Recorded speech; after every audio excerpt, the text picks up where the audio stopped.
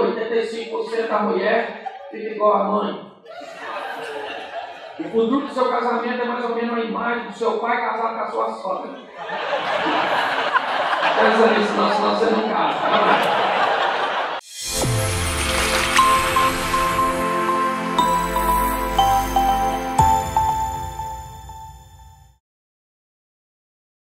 Explicar mensagens da Bíblia com muito bom humor já gerou bastante polêmica em torno do nome de Cláudio Duarte. Mas o que ninguém discute é que pregar o Evangelho de forma descontraída e bem-humorada faz com que ele se torne cada vez mais conhecido e respeitado entre os evangélicos no Brasil.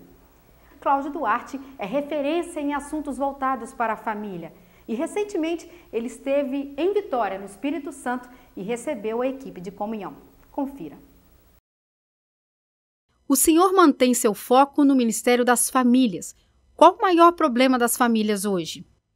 Sabe, a capacidade de conviver com alguém que pensa diferente de você.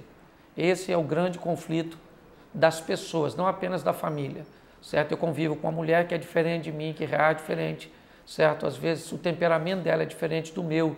Eu sou colérico, ela fleumática, eu sou, como brinquei, lobo, ela hiena, eu sou aglutinado, ela dispersiva. Então eu acho que as pessoas têm muita dificuldade de lidar com maturidade com as diferenças. Essa dificuldade vem da falta do diálogo ou se agrava com a falta de diálogo?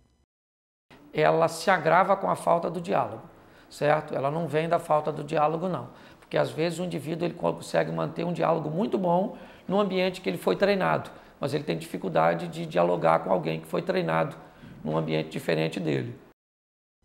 Por que em 2018 sexo ainda é um tabu tão grande entre as famílias? Porque todas as vezes que você fala de sexo, o indivíduo que te ouve faz a ideia de você fazendo sexo com sua esposa, com seu cônjuge. Então isso é muito desconfortável. Quando eu falo alguma coisa sobre sexo, inevitavelmente eu tenho que conviver com as pessoas pensando, será que ele faz isso com a esposa dele? Como é que seria? Então é desconfortável para quem fala deixar com que as pessoas idealizem quem está falando em momento de sua intimidade. Então se você não estiver preparado para falar desse assunto, você vai ficar desconfortável, vai ter timidez, você não vai ter firmeza no que fala, você pode ser visto como alguém que está falando ou promovendo pornografia, coisas chulas, certo? E esse não é o propósito. Quantos casais deixam de conversar sobre o que gostam ou não gostam no sexo, na família? Isso é muito prejudicial para o relacionamento? O grande problema hoje é que as pessoas vivem um problema e elas sabem que tem o problema, mas como elas não sabem como resolver, elas fingem que o problema não existe. Então ele só vai intensificando-se ao longo do tempo, porque elas dizem, é melhor não mexer nisso. Por exemplo, a minha filha, ela está com jeito masculino. Eu comecei a notar. Se eu não sei como resolver, eu finjo que não existe. Se eu notasse isso e tivesse coragem de mexer nesse assunto, vem cá, filha, senta no colo, vamos conversar, o que está acontecendo? Eu poderia solucionar, mas como eu não sei como solucionar, eu prefiro fingir que o problema não existe. E aí, quando ele estourar, eu não tenho mais como resolver. As igrejas têm sido capazes de lidar com as crises dos relacionamentos, têm conseguido conversar a respeito do aumento dos divórcios? O grande desafio hoje é que nós estamos vivendo o divórcio da liderança, certo? Porque o divórcio da liderança, ele inevitavelmente mina a autoridade do líder, ok? Então, é aquela história, você fere o pastor, as ovelhas se dispersam. A igreja hoje, ela tem material acessível como nunca teve, mas ela tem pouca mão de obra qualificada para fazer uso desse material. Isso é um problema. Os pais têm jogado grande parte da responsabilidade da educação para a escola? Para a escola e para a igreja.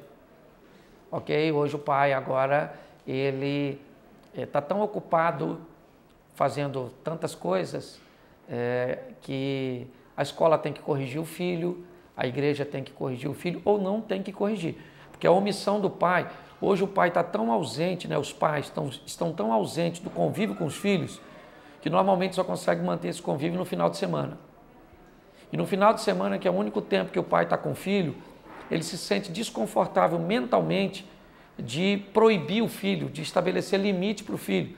Parece que eu só estou com meu filho para brigar com ele. Eu não consigo fazer a leitura de que ele foi tão sujo durante a semana que é meu papel no final de semana tentar tirar um pouco da sujeira, das informações inadequadas, porque uma criança quando vai à escola, por exemplo, ela não suja só o uniforme, ela também suja suas emoções, recebendo valores, certo? Equivocados. Então, os pais, eles gostariam que o professor resolvesse, mas que não fosse muito duro. Eles gostariam que o pastor resolvesse, mas que não fosse muito duro. Então, eles não têm mais autoridade, e para ter autoridade sobre uma criança que perdeu a noção do que é autoridade, você tem que ser mais, né, incisivo. E o pai não gosta disso, então não mexa com meu filho. Na minha época, se eu chegasse em casa reclamando da professora, eu apanhava e a razão era da professora. Hoje, se o filho reclamar da professora, a mãe vai no colégio para bater na professora. O fato das crianças estarem passando tempo demais na internet e jogos em computadores tem criado um individualismo prejudicial para a sociedade? Problemas são resolvidos com exemplos anteriores. Como as crianças não têm exemplo, certo? Nós tínhamos muita coisa para resolver, diferentes.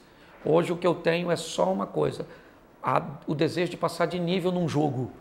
Antigamente eu precisava resolver aquilo outro, aquilo ali, eu furava o pé com prego, eu tinha que resolver isso, eu tinha piolho, eu tinha aquilo, era muita coisa, ou seja, todos esses exemplos e dificuldades que eu tinha, inevitavelmente eles se tornavam como base para eu solucionar problema lá atrás, ou lá na frente, né? Atualmente as crianças não têm mais o que se comparar, então eles ficam frustrados com coisas, certo? Alguém vai para a escola, quem não ouviu nariz disso, cabelo disso, ou olhos disso, né? Isso, quando nós fomos pequenininhos. Nós ouvíamos muito, mas não tinha problema com bullying, né? Porque nossa capacidade de gerenciar emoções eram muito mais habilitadas. Qual a mensagem que o senhor deixaria para os amigos de comunhão? Eu diria amadureça. É uma frase que eu usei na minha palestra, né? Envelhecer é obrigatório, amadurecer é opcional. Aprenda a amadurecer, pois isso vai te fazer bem mais forte mediante, certo? As intempéries, as dificuldades da vida. Se você não fizer isso, com certeza você vai sucumbir no caminho, certo? Não vai conseguir manter relacionamentos longos e salutares, certo? É essa a dica que eu deixo.